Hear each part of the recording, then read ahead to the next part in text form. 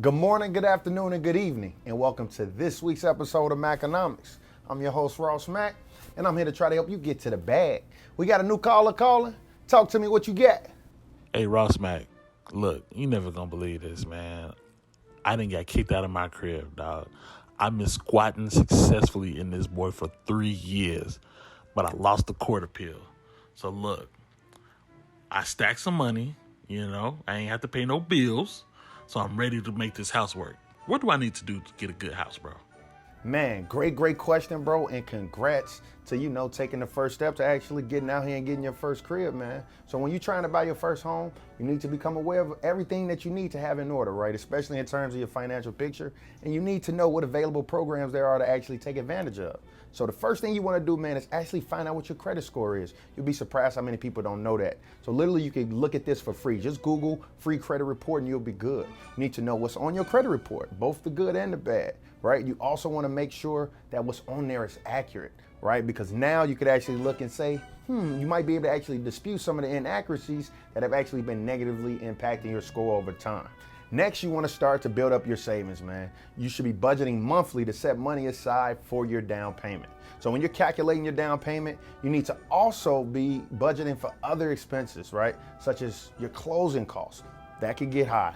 Your appraisal costs. You got to have somebody come out and look at the crib. Your insurance, right? You're going to be required to have insurance, potential HOA fees, as well as other moving costs. Next thing, let's look into the FHA program, right? You want to see who are the FHA approved lenders, right? These loans are going to be available through many sources, ranging from the biggest banks and credit unions to community banks, as well as independent mortgage lenders. So FHA is a federal housing administration.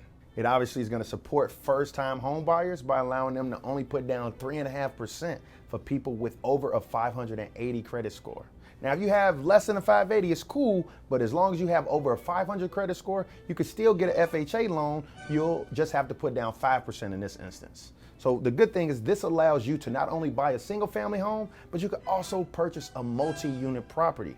So buying a multi-unit property actually is a great plan, especially when you're starting out, because in most cases, the tenant is gonna be paying your mortgage. Think of it like this, right?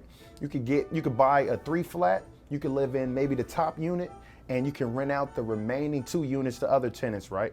These tenants now will literally be paying you rent, and you're able to take that money and pay off your mortgage. So when you're considering the FHA program, right, I just want you to understand that this literally can be a cheat code because it's giving you the ability to then buy a multi-unit property, live in it for 1 year, and once you move out, now you're gonna have an additional tenant. Now you're gonna have 3 tenants. So now you're gonna be able to go back to the bank if you do say, you know what, I wanna buy my dream house, a single family home, big picket fence or whatever. Now you get to use those 3 tenants, the rent that they're gonna be paying you every month, you're gonna be able to use that as actual income now. So now that's gonna help you with a debt to income ratio when you're actually applying, for a different home or a bigger home for that matter. So the other thing you wanna have in order is making sure you got all your documents organized, right? Having everything on file, right? Such as last 2 years of your tax returns.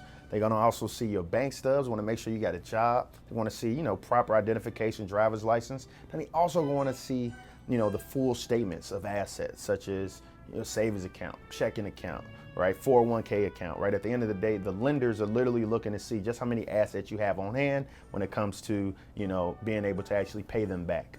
But man, great question. I really hope this helps, man. Congratulations on, getting ready to go buy your first crib. Next caller, talk to me, what you got? Now, most people can't wait to buy their first house, but we all know it can be really stressful. So no matter where you're at in this process, you'll have a good neighbor there to help. Whether your new house is all for you or you got the entire fam moving in, State Farm can help you find the insurance coverage that best protects you and your family today.